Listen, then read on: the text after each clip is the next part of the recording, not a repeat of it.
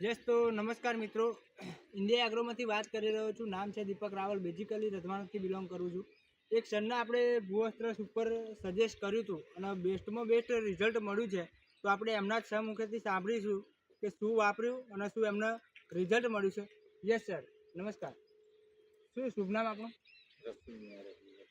બરોબર. રહેવાનું કઈ છે? દંતાલી. કેટલા ટાઈમથી સર ખેતી કરો છો?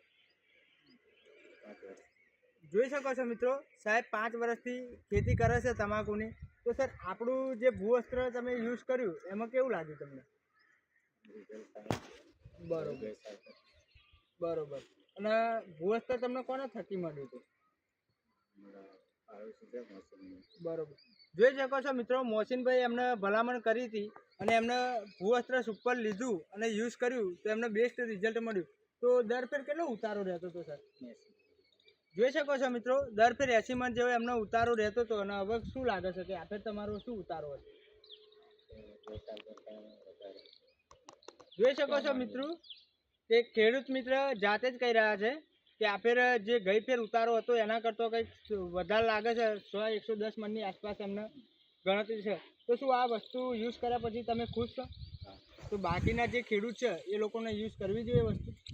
100% રિઝલ્ટ છે. તો જોઈ શકો છો મિત્રો, તમે આ તમાકુ નજીકથી થોડી બતાવજો. જોઈ શકો છો 15 થી 17 પાનાની તમાકુ છે અને એના પાન બી બહુ જબરજસ્ત, વજનમાં બી જોરદાર છે. ટોટલી એક સરખી છે.